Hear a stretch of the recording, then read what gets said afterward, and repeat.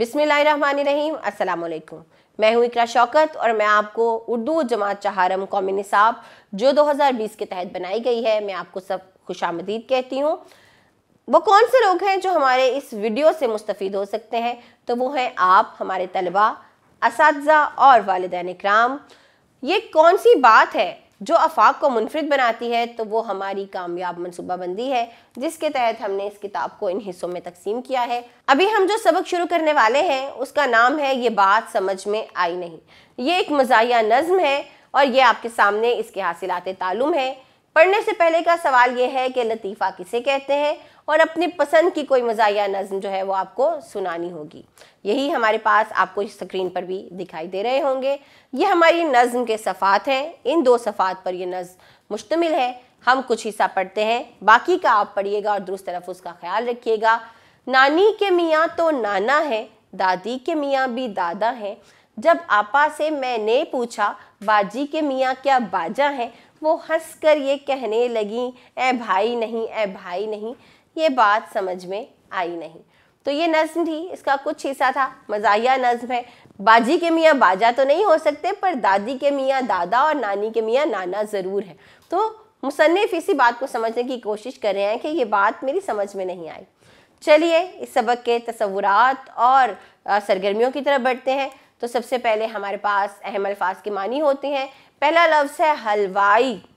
मिठाई बनाने वाला और बेचने वाला हलवाई कहलाता है। नालायक, जो किसी काबिल नहीं होता। टिंड, गंजा सर, जिसके सर पर बाल नहीं होते। हीरा स्टाइल, बाल बनाने का अंदाज। झिलमिल, उनका रोशन होना, जगमग जगमग करने वाला। रिश्ता, ताल्लुक और वास्ता। अगली सरगर्मी हमारे पास कॉलम की है, जिसमें आपको 2 कॉलमों में अलग अलग मिसरे दिखाई दे रहे हैं। आपको मिसरों को मिलाकर एक शेर मुकम्मल करना है। मैं कैसे मीठी बात करूं जब मीठी चीज़ी खाई नहीं। तो ये एक शेर मैंने मुकम्मल किया, बाकी के मिसरे पढ़िए और आप मुकम्मल कीजिए। आगे हमारे पास खाली जगह का सवाल है।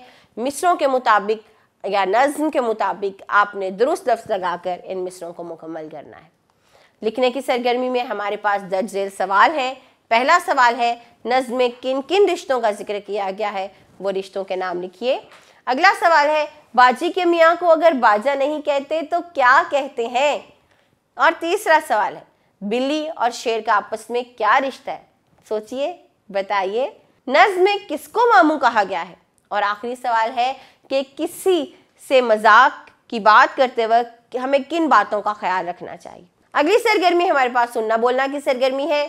आपने इन बयानात को तवज्जो से सुनना है और इनमें जो बेरब्ती है उनकी निशानदही करके दुरुस्त तरतीब से दोबारा सुनाने हैं।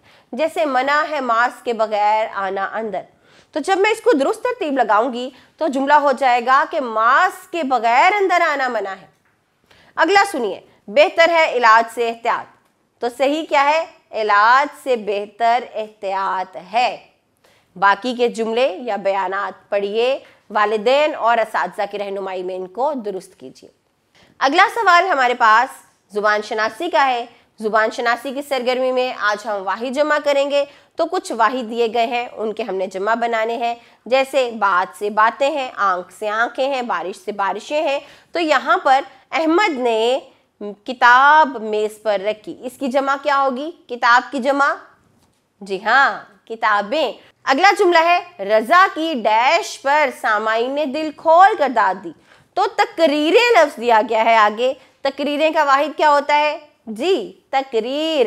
रजा की तकरीर पर। अगला जुमला है, पाकिस्तान में मुख्तलिफ ज़ुबानें बोली जाती हैं। बाकी के जुमले पढ़िए और दुरुस्त यहाँ पर वाहिद या जमा लिखकर जुमलों को मुकम्मल कीजिए।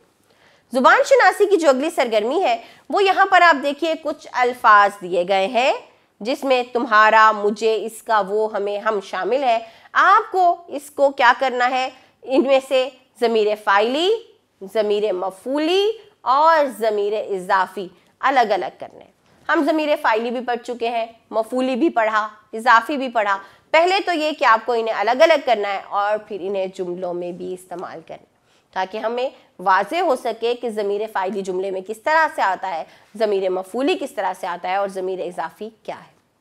आगे बढ़ते हैं, लिखना की सरगर्मी देखते हैं। यहाँ पर देखिए, ये लफ्ज़ों का खेल है।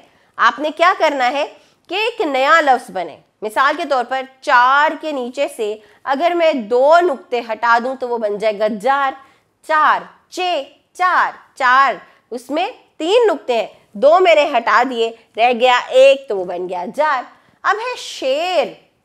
शेर के ऊपर से 3 नुक्ते हटाने से क्या बन जाएगा? वो बन जाएगा सैर।